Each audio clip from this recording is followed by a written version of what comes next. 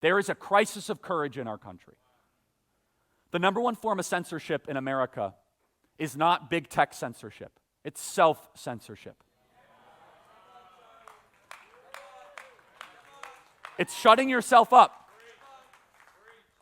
I'm not going to talk about politics at the meal. I don't want to lose these friends. I'm not going to tell my neighbors what I think. I get it.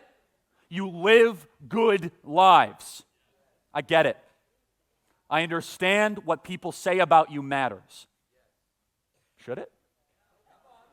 I understand that how many Instagram likes you get is incredibly important. No, I do. I get it. You can be a lot of things, but if you are not courageous, they're all very brittle. You can be smart. You can be creative. You can be funny. You can be successful. You can be charming. George S. Patton, one of the greatest men ever to live, famously said that moral courage is the most necessary yet absent characteristic in men. Aristotle famously said, without courage there is no other virtue.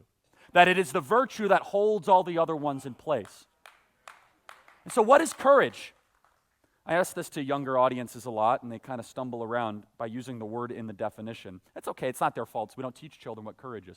Courage, simply defined, is doing the right thing or the good thing when the outcome is uncertain. It's that simple. When there's an unknown after the action. When you think about it, if you know how things are going to work out, that's not very courageous, right? Like buying a cheeseburger at McDonald's is not exactly, you know how it's going to work. You're going to get it and you're going to gain weight. Like, it's not that big of a deal, right? We are living on the coattails of the greatest generation's courage.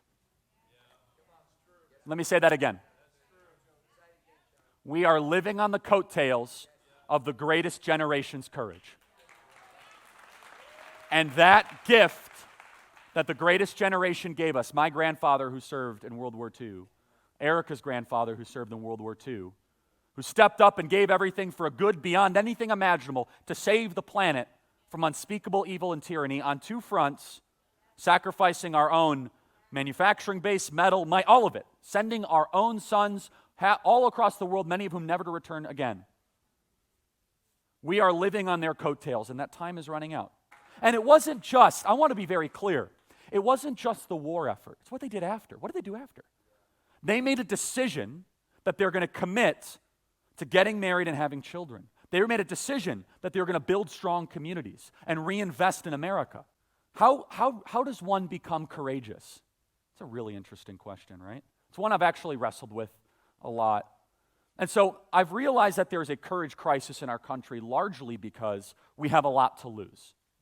You see, revolutions tend to work with people that don't have a lot. You think about it, right? Material stuff I'm talking about. Friends, relationships, connections. So you just have to ask yourself, does that matter more than pursuing the truth with courage? And if so, so be it. Now, some people say, Charlie, I'm going to lose my job. You might. You're right. You might lose your job. Make a decision. That's it. Maybe it's the right decision, maybe it's the wrong decision. I'm going to lose my friends. Yes, you will. But you'll make new ones. A lot of them. If you're really wrestling with this, and this is speaking to you, just list the courageous people that you've seen in your life, that you see in history, and you write them down. And you ask yourself the question, do I want to be more like them? If a country does not have a shared language, culture, or history, it's going to stop being a country and it'll just be a temporary colony where you make a bunch of money and you lose any sense of congruency and any sense of familiarity with your fellow countrymen. So we love free speech in the conservative movement, right? But if you don't share a language with your fellow countrymen, how can you express and share ideas? So we talk about speech, but let's talk about the moral imperative of speech. Why do we like freedom of speech? We like freedom of speech because it's the best way that we can govern ourselves without actually having to get to physical conflict. Dialogue, which comes from the Greek word through reason, through thinking, is what makes us different in the West than almost any other country around the world. Our capacity to say, you know what, debate me.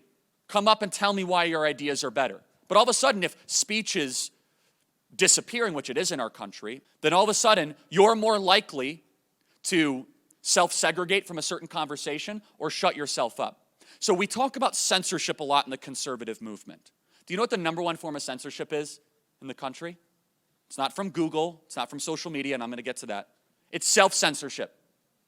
The point is, how many people, and you don't have to raise your hands, how many people here self-censor your views because you're afraid of losing a job, getting kicked out of fraternity, getting kicked out of a sorority, or having your friends call you the R word? The answer is almost every single person in this room, whether your hands go up or not. That form of self-censorship is such an unbelievably dangerous trend that's happening in our country. And what does that result in? That results in half the country voluntarily saying that they don't even want to care about what we think. That they care nothing more than a power struggle of controlling our entire country. You know, somebody said, different cultures have different truths. Are there different customs? Of course, be respectful of them and all things, but you look at that question, there's an unlimited amount of truths. Now, there could be lots of different shared experiences, but for example, if you have a car crash and there's 5 witnesses, everyone said, well, this happened and this happened. Eventually, you want to get to the truth of what ended up happening.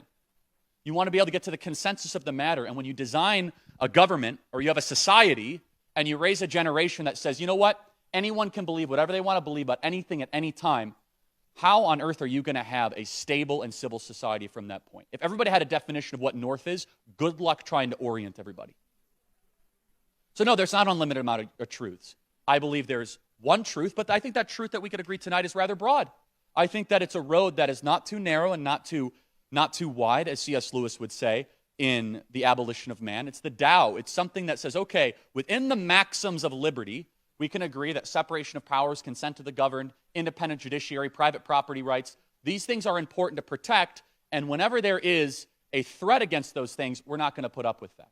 Like, we're not going to say, you know what, yeah, maybe you could believe that you're a platypus or that you could believe that you're actually 6'8" when in reality you're not.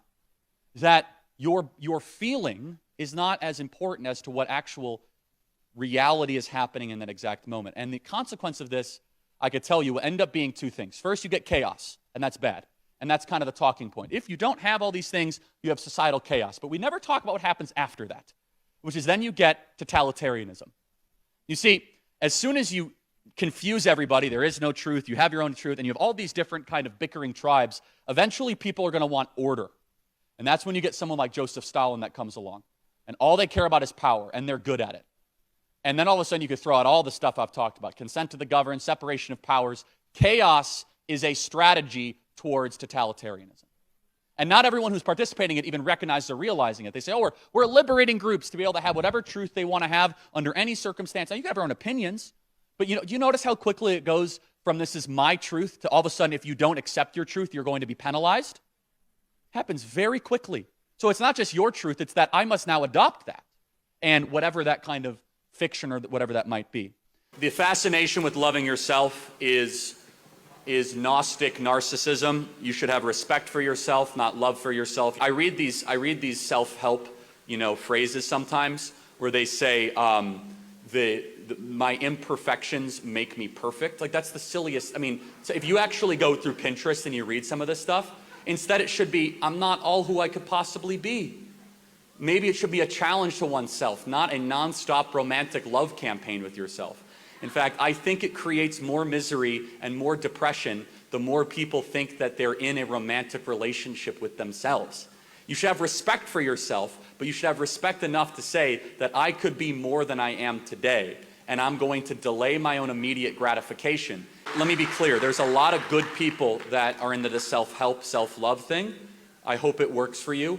I have seen it do great damage to a lot of young people. I'm going to tell you why. When I was in 7th grade, I saw a sign that was posted all throughout our school. And it said, "You are perfect the way you are." And I asked my teacher, then I said, then why am I in school? Why would you go to school if you were the perfect the way you are? Instead, it should be, you have great potential. It's a much, much better message to tell a young person. Because as soon as you say you're perfect the way they are, they know they're not. They put more pressure on themselves. They're harder on themselves. Instead, it should be a pursuit and a journey towards development. That I am not there, but I'm going to keep on trying to either lose weight or improve my diet, stop lying, get better friends, and then maybe I can be a better version of myself. The West was built on that. The West was not built by a bunch of people on the Mayflower Compact saying, I'm in deep love with myself. The Declaration of Independence was not signed by 56 people that were into self-love. It was signed by people who love their family and love their country. I encourage you to do the same. I just recently sat down with Bill Maher. I don't know if you guys saw it or not. If not, I encourage you to look at it. It's a good conversation. Bill Maher is not a Christian, if you don't know that. He's very much not a Christian. He is an atheist, and maybe we'll have some atheists here tonight. And remember, without God, there would be no atheists. Remember that. And I sat down with, it was kind of interesting, and he treated me very well, to his credit.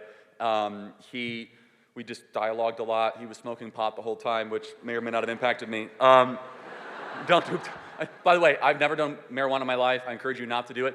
Every time, my whole life, I've talked against marijuana about how it makes you not as sharp as you could be. Totally true. By the way, 100% right. Be very careful if you use pot if you go on a podcast with Bill Maher. I actually didn't do it, but that secondhand high might be a real thing. Anyway, we talked a lot about not just Christianity, which again, this is coming after Easter, but what I wish we would have spent more time on is the importance for a society to have an agreed upon moral structure. That if you do not have a religious basis, specifically a Christian one, for your society, something else is going to replace it. And this is where the political meets the spiritual and the political meets the religious. When you become less religious, which this generation is, Gen Z is becoming less and less religious than their parents' generation, then you have a gaping size hole in your heart and something must fill it. And out of the lack of Christianity is where we get wokeism. Understand that it's easy to attack wokeism, this idea that men can give birth, and all this nonsense that I'm sure we'll have some wonderful people talk about tonight. Maybe not. It's easy to say, well, Charlie, separation of church and state, we could talk about that tonight. Of course, there should be some separation, some distinction. But do we have separation of morality and state? And when you no longer have a bedrock upon agreed moral structure for your society, then people are going to be in moral confusion.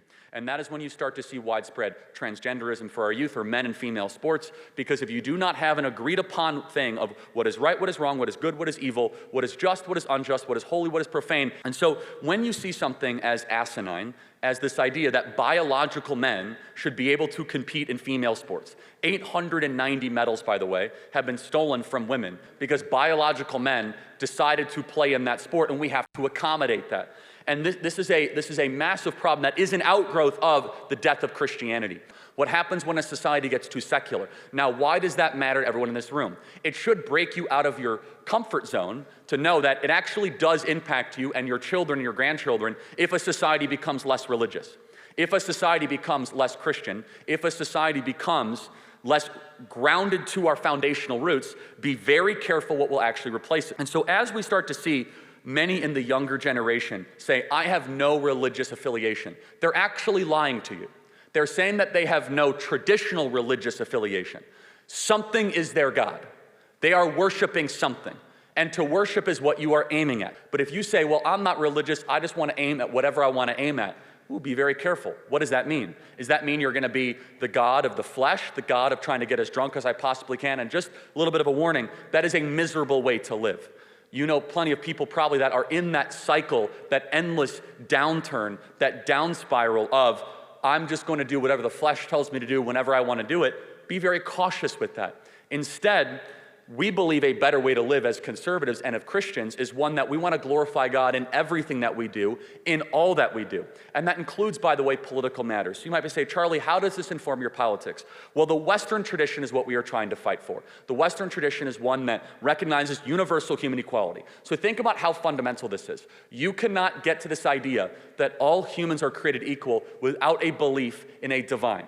If you just have reason and you believe in atheism, you cannot resolutely and objectively say that murder is wrong. You could say murder might hurt people, you could say murder might not feel good, but you can't say murder is wrong because you have to eventually appeal to a moral standard above you.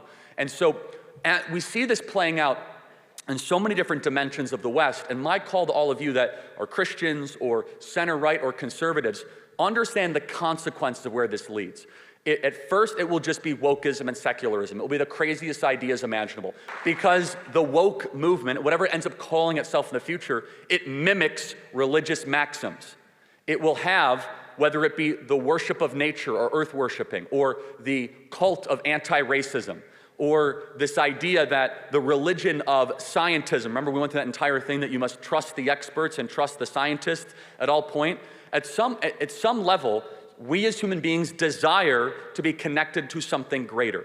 My contention is there's nothing greater than actually being connected to what built this place in the first place. And we open it up for liberals or leftists or atheists. You tell us what ultimate authority should be. Now, politically, we believe the Constitution should be ultimate authority. But out of the Constitution are all biblical truths. These are things that we find in the Bible. All men being created equal, that you have a right to free expression, that you have a right to be able to worship your Creator, that we're not going to do it by force, but you have to do it with your own agency.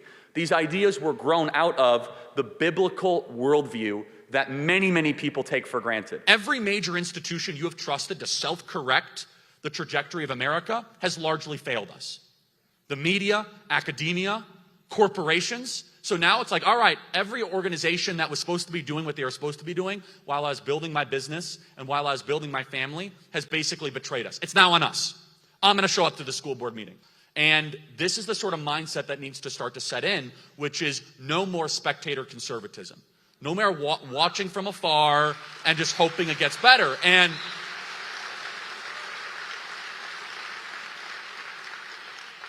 I'll give you a great example of this. People say, well, Charlie, what's one way that one thing that we can improve upon? I can't stand the term cancel culture. I don't know about you. It drives me nuts. I can't stand it. But it's true. It's a real thing. But all of us participate in cancel culture, whether we know it or not, in two ways. We shut ourselves up, or we're okay when all of a sudden someone we know or someone in our circle gets canceled because of a racist text message that gets resurrected, and we all sit idly by because we don't want the sword of Damocles to be dropped on us. Let's start with the first thing. Every single person needs to be the same person in public that they are in private, starting tonight. Every single person here tonight can no longer shut themselves up because of the tyranny, the mockery, the threats, or the ridicule that might come your way because you might get discovered to be a conservative. We need to say, you know what? You might fire me. You might no longer be my friend. I don't care. This is what I believe. It's that simple. I don't care. And we allow our decency to turn into apathy and silence. We don't want to be, disorderly. We don't want to offend people. Well, I could tell you right now that the tyranny of self-censorship is a much bigger threat than even the censorship of tech companies and other people shutting us up. The threat of people shutting themselves, like, I'm going to shut up me, big problem. So I was sitting at breakfast this morning, and I would go to table by table, and I'd say, how many of you are unhappy with the dating pool? Raise your hand if you're unhappy with the dating pool. Almost every. For those of you not raising your hand, how many of you are in relationships? Almost every hand goes up, right? So I went to table by table, and people were saying similar things. They said, I just can't find a woman. I just can't find a man. That all people really care about is hookup culture. All people really care about is immediate gratification. And so I thought to myself, there needs to be a message delivered here at the Chapter Leadership Summit to men of what men need to do and to women what women need to do, because it's the problem's on both sides. And I'm not going to say one side more than the other, even though I have some personal opinions on that, but you'll try to be able to guess. But more importantly, though, if we do not value the most important things, God should be the most important thing in your life. Jesus Christ is your Lord and Savior, most important thing. But then beyond that, it's getting married, having children, building families, leaving a legacy, doing big and great things. And that goes for everybody in this room. Right now, our generation, well, I'm a little bit older than you, but we're kind of in the younger demo. We are the most suicidal generation in history, the most anxious generation in history, the most medicated generation in history. And there's something seriously wrong where we are the least married generation. And also, we are less likely to have babies than any other generation prior to us. We have more comforts. We have more cell phones. We have more things at our disposal. And yet we are having less children, and we are literally not repopulating the species. So there's a lot of things going on here. The first and foremost is we do not value the ultimate thing. And that the ultimate thing should be loving God, loving people, and raising children in a society that follows God's commands against the culture, not in consistency with the culture, to stand, on my opinion, on eternal truths, fight for the country, fight for our civilization, and then also understand that you, especially as men, but women as well, you are obligated to do difficult and hard things. The West was built, our nation was built on delayed gratification. not instant gratification. That maybe I'm not going to go do what feels good in the moment. I'm going to forsake what feels good, and I'm going to parlay that into the future. Now, let's talk about this. So, the dating pool is a complete catastrophe. Men are unhappy with women. Women are unhappy with men. And you're both wrong. Let's start with men. Men, very simple. If you are spending inordinate amount of times staring at screens, playing video games, and not being active and productive, that is deeply unattractive to women. Women, do you agree? If you are addicted to pornography or watching porn at all, stop doing that. If you are doing drugs and smoking weed, stop doing that. And I'll even go a step further. I personally do not drink alcohol. If you want to drink alcohol, that's fine. If you want to do that, that's fine. But if you want to be a high performer, Donald Trump doesn't drink alcohol. Tucker Carlson doesn't drink alcohol. I don't drink alcohol. It will set you back. Mornings will be a little bit more sluggish. You'll forget stuff. Nothing good happens after midnight while both parties are drunk. So if you want to have a life of ease, go keep drinking. But if you want to go do heroic and great stuff, maybe it's time for you to battle your flesh and not just always get drunk every single night and say, you know what? No, instead of drinking alcohol, I'm going to go to the gym. Instead of drinking alcohol, I'm going to hang out with friends and talk about deeper and more purposeful things. I'm going to go to a Bible study instead of a bar. Now, men, one of the most unattractive things that women tell us that they find in men is that young men have no self-control. Young men do not know how to control themselves. Ladies, would you agree? Oh, don't worry. I'm going to do the whole other side of this in a second, so you better be ready. You better be ready. They're like, oh, yeah. It's going to be an equal opportunity offender. Young men, you need to have a destination in your life. If you are on a date and a young lady says, well, what do you do? And you're like, it's like kind of meander. And I go on DraftKings and I own crypto and I don't know. And loser. Instead it should be, I'm studying this because of this. I'm going to start a business. I'm going to work for this person. I want to be able to make this much money by this period of time to provide for a family. And I don't care how hard it gets, but I'll provide for you and provide for the kids. And I'll be the protector and the covering over the family. Follow me because I'm going to lead us. That's what they want to hear.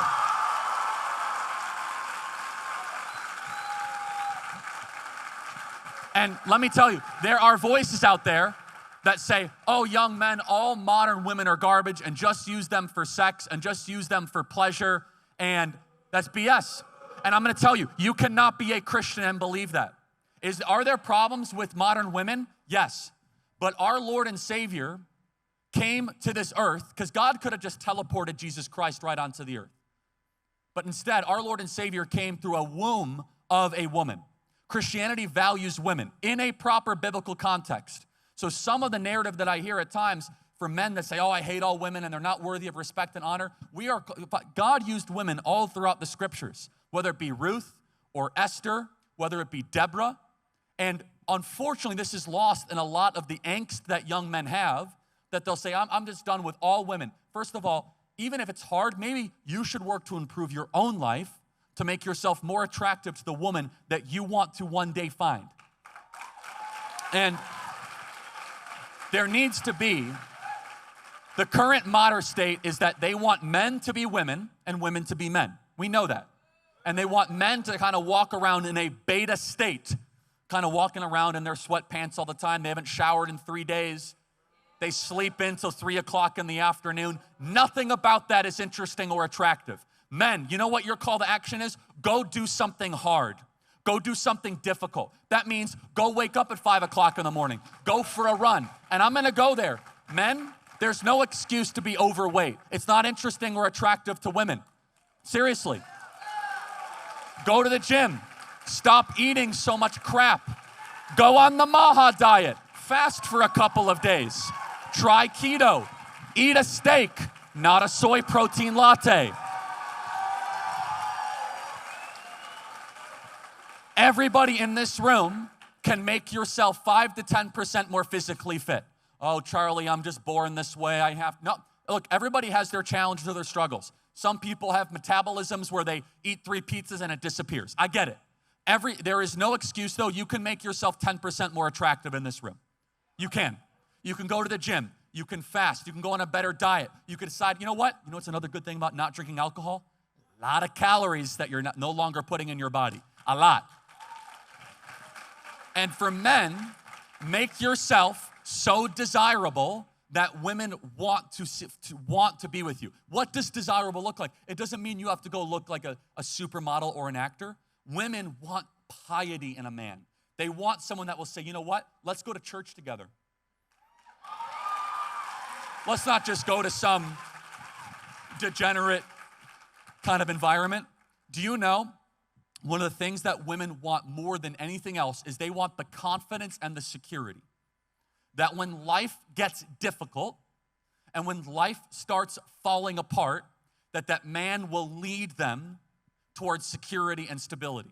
Because deep down, women have a very well-built and finely tuned, God-given instinct that they'll be able to tell in a man, when the bullets start firing, is this guy going to protect me and protect my kids? And is he going to provide, or is he going to run for the hills?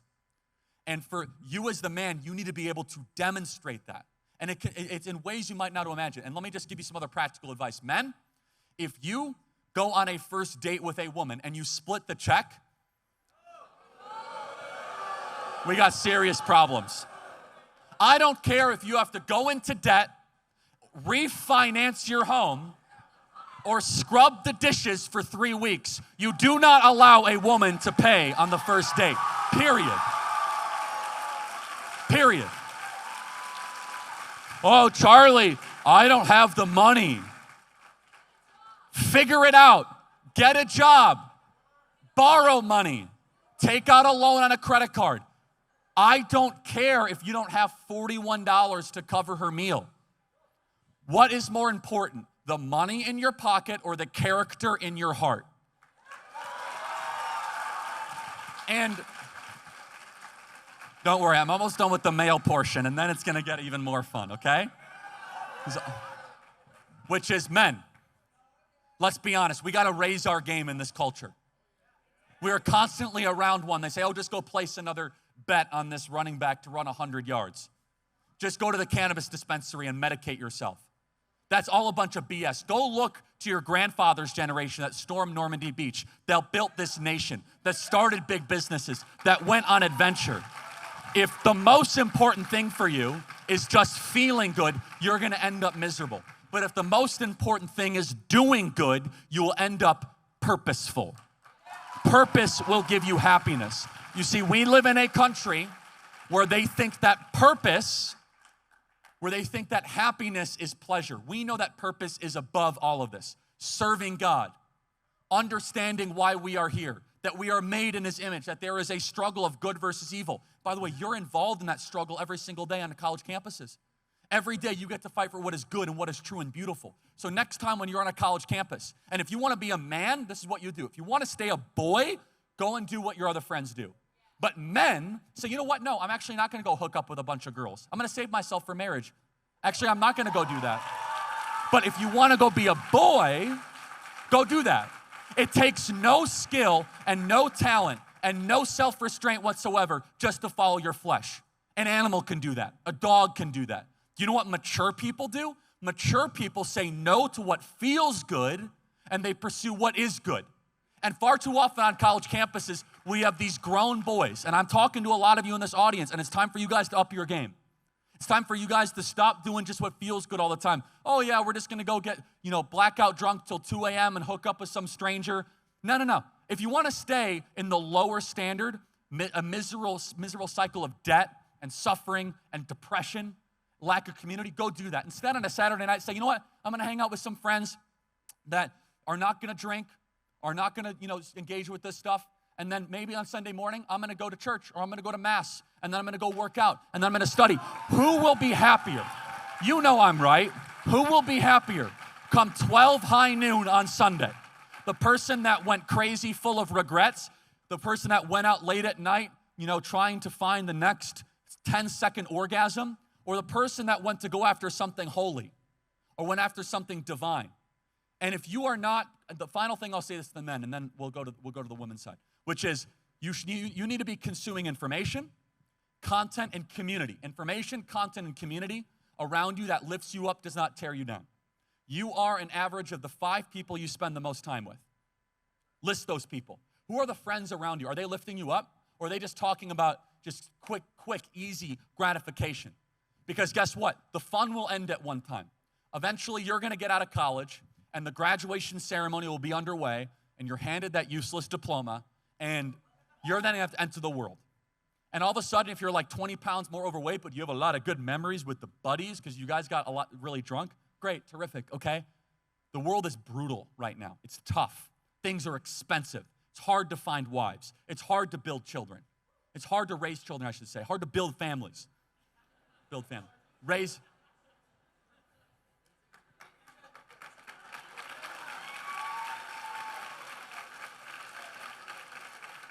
Okay. So now for the women. Who's ready for that? The men are ready for that. Because the men have gotten their talking to. Stop being boys, start being men. Okay.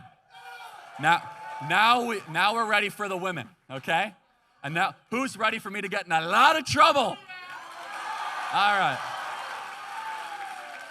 Women, number 1, it is unspeakably unattractive to your fellow man when you have body counts that are 5, 6, 7, 8.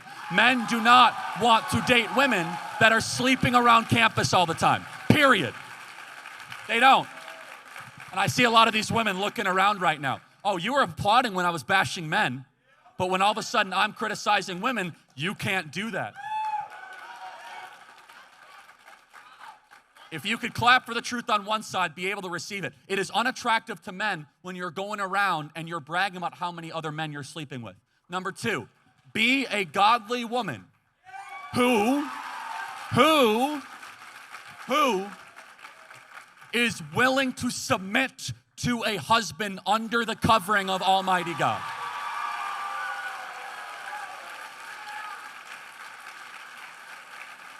And if you have had your belief or your mindset so muddied, so polluted by modern culture, and you call yourself a Christian, I'm going to challenge you on that. Because in a marriage, you're going to submit to your husband, and you should submit to your husband. And by the way, the husband has an unbelievable responsibility to then submit to God and to make sure that marriage and that family is under a godly covering.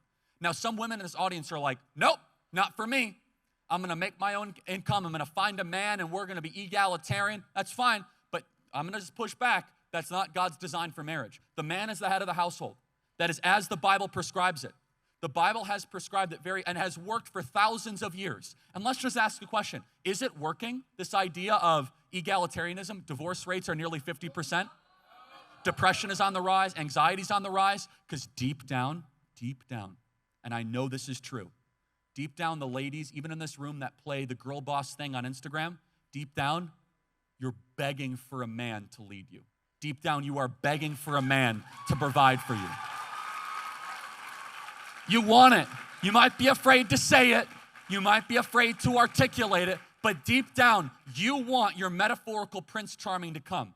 So when he does come, be willing. Be open. And for ladies, you have a lot more bargaining power than you might think. I was asking at the table after table after table, I said, why is it that young women, because here's the thing, it is not new that men want sex a lot. That is not new. What is new is that women are giving it to them. That is new. That is a failed feminist project. Why are women doing it so much? Well, the reason, honestly, is that what I heard from this morning, women want love and they're seeking it in that way. Young ladies, start saying no. Start saying no. Men want what they cannot have. And all of a sudden, if the godly, conservative, attractive, well put together women on a college campus start saying, nope, actually, you have to date me seriously. I have to know your name and know a little about you, actually. All of a sudden, men are going to be like, well, forget all this. Then men are going to start aiming themselves towards you. And when they do, you need to ask the tough questions, which is, can you control yourself? Are you, all the things I talk about with men. And on the same side, everybody, for young ladies, there is this toxicity that is, in fact, because everyone says a toxic masculinity, there is toxic feminism within the ranks of the dating pool, and it is toxic. Which is, you do not have to be a man. You don't have to present yourself as a man. Embrace your femininity. Allow the man to open the door for you. Allow him to pay for the first check. In fact, even more than that, you should expect that. And young ladies, I'll just be very honest though, that the bitterness that so many young women espouse towards young men, that's the reason why a lot of young women cannot find partners. And I'll be very honest, for the young ladies in this room, how many of you say having a family is more important than having a career? Raise your hand. Okay, let me just speak to you truth. If you are not married by the age of 30, you only have a 50% chance of having children. If you do not have kids by the age of 30, only 50% chance. Now in college, they'll be like, you could freeze your eggs, you could wait for yourself. If your top priority is family, then your top priority should be family right now. Should be finding a husband here at CLS or the Student Action Summit. Go find a husband. Why are you wasting your time? The men are like, finally, hallelujah, right? For the young ladies in this room, stop consuming all that crap. Stop listening to that degenerate sex podcast. Call her daddy or whatever that garbage is. Stop doing that. It's disgusting. I can't believe anyone listens to that garbage. Apparently her audience is mostly women. It's disgusting. It's gross, actually. And start as young women going to church, prioritizing what matters most, having community around you that wants to have children and wants to actually build a family. And look, I can tell you, marriage is the most awesome thing. Erica and I have the most incredible marriage. We have 2 kids. It's amazing. But I'm not gonna lie to you. It's hard. It's difficult. It's challenging. There's sleepless nights. If you want an easy life, go be a liberal. If you want ease, just go say, you know what? Give me my money. I'm gonna just watch Netflix all day long. I'm gonna smoke weed, and that's gonna be my life. But you're not here in the summer for what's easy. You want what's deep. You want what is good and what is profound. Young ladies, this is gonna get me in trouble. I don't care. I've deleted Instagram off my phone, but at times I get these profiles sent to me where it's always like you read the profile and it's like John 3:16, with a cross, the young lady, and they're dressed like something out of Playboy. And I say to myself, do you think that's the way to win a man? Do you think just plastering your half-naked body all over just so you know, oh, wow, men only look at me for my body and look at their social media. I wonder why. Because you put the entire body for the world to see out for everybody. Stop doing that. Stop it.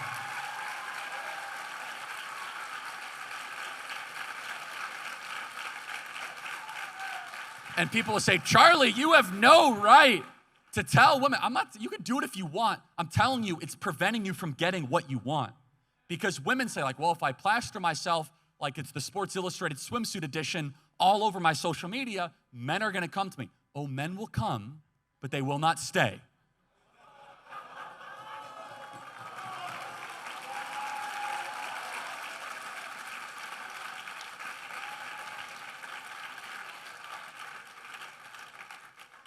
Let me see how else I can get myself in trouble. Oh, yeah. Young ladies, demonstrate to your future husband you know how to run a home. Show them, yep, I know how to cook. I know how to raise kids. I can be tender. I know how to do the laundry. I can clean. People say, you're reducing woman. I'm sorry, running a home is one of the hardest things in the world. My wife does stuff that, like, I don't even understand. Like, how do you do that? Let me go even further. Being a mom, these are the courageous warriors of our time. We've reduced it as if they're like, oh, you just want them to be birthing centers. Everybody, we should lift up the moms of America as being the most beautiful, important things in our country.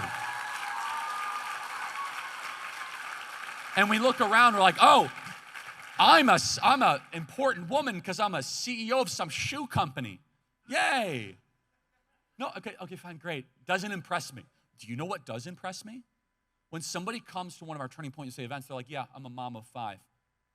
That's impressive. That's impressive. And guess what? The mom of 5 is gonna have a legacy. When she's on her deathbed, she'll have dozens of grandkids around her and 5 kids loving her. The CEO of the shoe company, or Alex Cooper, she's gonna, I mean, I don't know if Alex Cooper will have kids or whatever, and I hope she does. It might de-radicalize her, because she's done such damage. That perverse individual has done such damage to the female psyche in this country, it's like unspeakable. Men are just like women, and we should liberate ourselves. Really, how's that working? Super depressed.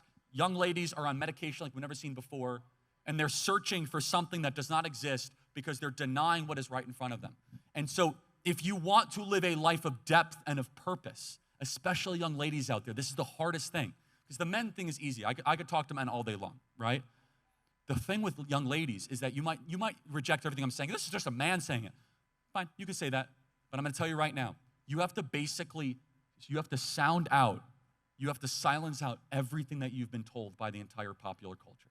The whole popular culture has told you men are equal to women and that you have to go on your own path all the time, and the most important thing is just your bank account. And if you want to go pursue your career, God bless you, that's okay. It's a free society. I'm not even shaming you into doing that. But guess what? Statistics show 90% of the women here in this room deep down would want a family more than anything else. And you want kids. And guess what? You can always pursue your career later. You can always pursue your career later. Last thing. Young ladies, this will get me probably the most trouble, then we'll go do some questions. Young ladies, you are the best at shaming your friends. You're amazing at it. Mean Girls is legit. It's like an actual thing. Stop being around other women friends without a little bit of social shame when they start bragging about their body counts and they're just talking about free sex all the time. You don't need them as your friends, and in fact, you should just give them a little side eye and be like, I'm not gonna do that actually. They're not your friends.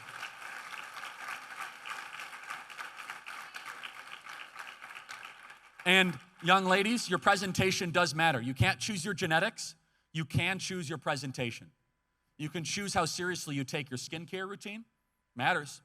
How you dress, whether or not you try to get that extra 5 to 10% of how you look, how you present, that really does matter. Because the modern world says you could just, and by the way, this whole new phenomenon, I go to these college campuses, and these girls are wearing these bike shorts. Do you understand how deeply unattractive that is to men? Men, do you agree? And these young women are dressed as if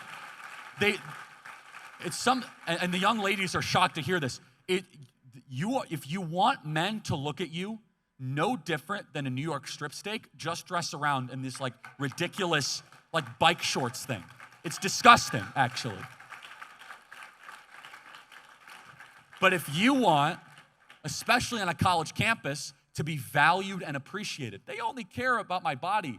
Okay, well then start creating an aura around you of piety. Aura.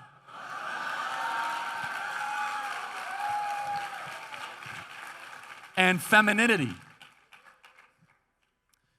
Young ladies, you have a lot more power than you realize. If every young woman all of a sudden said, nope, we're gonna stop giving free sex, the men would follow and would no longer be boys, they'd be men. You do not need to chase that. Instead, you should say, I'm saving myself for marriage. I'm gonna trust God with my plans. And if I don't find my man, I don't find my man. But guess what? If you prioritize it as your biggest priority and your number one priority in your first couple of years, your success will be remarkable. So I'll now say this for both sides. And then we'll do questions. You both got problems. And here's my last kicker. If you're a young man or a young woman in this audience, if you can't find a mate, it's your fault. It's the modern women. Yeah, you're right. The men are all degenerates. Okay, fine. I bet I could find 5 things you could prove immediately. It is easy to blame other people for your problems. If you want to find the person to blame as to why you are alone, go look in the mirror. That'll be one of the most important decisions you can make in your life.